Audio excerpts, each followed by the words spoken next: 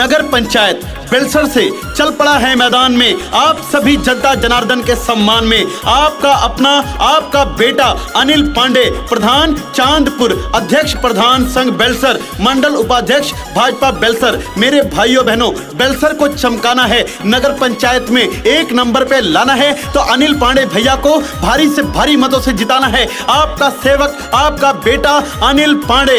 गायक गगनदीप सिंह। बेलसर क्षेत्र के भगिया जगई हैं, भगिया जगई है हो, भगिया जगई है। गौवा जमरिया के सुंदर बनई हैं।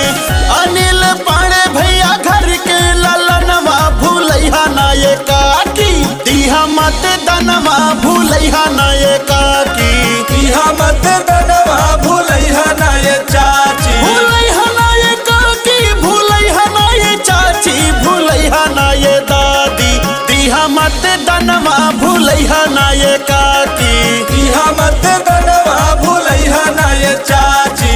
अनिल पांडे भैया कहते हैं, जब मैं नगर पंचायत अध्यक्ष बन के आऊंगा तो बेलसर के नगर पंचायत स्तर पर छुट्टा जानवरों से निजात पाने के लिए गौशाला का निर्माण करवाऊंगा। किसान भाइयों के लिए सिंचाई हेतु सोलर पंप की व्यवस्था करवाऊंगा। नगर पंचायत स्तर पर फ्री एम्बुलेंस की व्यवस्था करवाऊंगा। नगर पंचायत स्तर पर पीने के लिए स्वच्छ जल की व्यवस्था करवाऊंगा। स्वच्छता हेतु कूड़ा निस्तारण की विशेष व्यवस्था की जाएगी।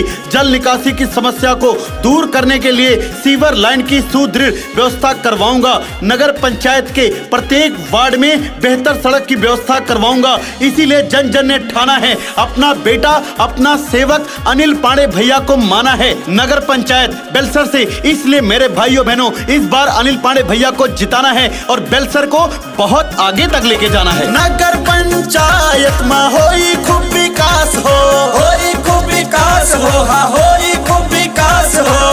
अनिल पांडे भैया जी पे रखा विश्वास हो, रखा विश्वास हो, या रखा विश्वास हो। घर के बेटुआ हमें दई दादी अनवा भूलैहा ना ये चाची, दिहा मत दनवा भूलैहा ना ये चाची, दिहा मत दनवा भूलैहा ना ये चाची, भूलैहा ना ये चाची, भूलैहा ना ये काकी, भूलैहा ना ये दादी, दिहा मत दनवा भूलैहा ना ये चाची, दिहा मत दनवा भूलैहा ना ये चाची। काम किया है काम करेंगे, जन जन का सम्मान करेंगे।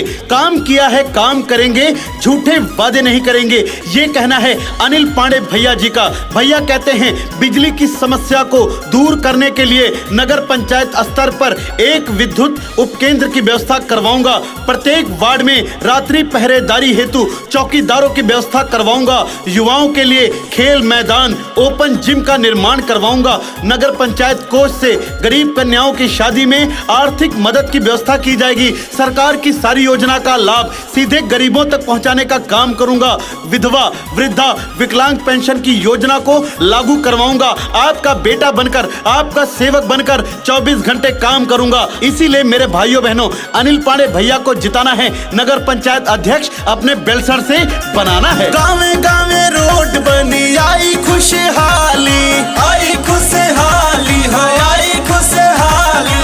कोने कोने लाइट जली जैसे दिवाली, जैसे दिवाली भैया जैसे दिवाली। माई बाबू सब कैसे जई है सपनवा भूलैहा ना ये चाची, दिहा मत दनवा भूलैहा ना ये दादी, दिहा मत दनवा भूलैहा ना ये चाची, भूलैहा ना ये चाची, भूलैहा ना ये काकी, भूलैहा ना ये दादी, दिहा मत दनवा भूलैहा ना ये चाची, दिहा मत दनवा भूलैहा ना ये चाची। सबका सम्मान करते हैं, सबको गले से लगाते हैं, सबको अपना बनाते हैं, बुजुर्गों का सम्मान करते हैं, माँ बहनों का सम्मान करते हैं, जाति पाति में अंतर नहीं करते, कोई भेदभाव नहीं रखते, सबको गले से लगाते हैं अनिल पांडे भैया। इसीलिए जन जन की है यही पुकार, अनिल पांडे भैया बेलसर नगर पंचायत से अब की बार अध्यक्ष बना के भेजेंगे अपने बेटे अनिल पांडे भैया जी को। जब अपना बेटा जीत के आएगा, 24 घंटे काम करने का काम करेगा, सबका फोन उठाने वाले, सबको अपना बनाने वाले अनिल पांडे भैया, इसीलिए जनता जनार्दन से हाथ जोड़ के निवेदन है, अनिल पांडे भैया जी को जिता दीजिए, नगर पंचायत अध्यक्ष बेलसर से बना दीजिए। अनिल पांडे भैया बाटे बड़ा दमदार हो, बड़ा दमदार बाटे, बड़ा दमदार हो। बच्चा बच्चा करत बाटे इनके प्रचार हो, इनके प्रचार भैया, इनके प्रचार हो। गगनदीप गाय गाय करत है बखनवा, भूलैहा ना ये दादी, दिहा मत दानवा, भूलैहा ना ये दादी, दिहा मत दानवा, भूलैहा ना ये चाची, भूलैहा ना ये दादी, भूलैहा ना ये काकी, भूलैहा ना ये चाची।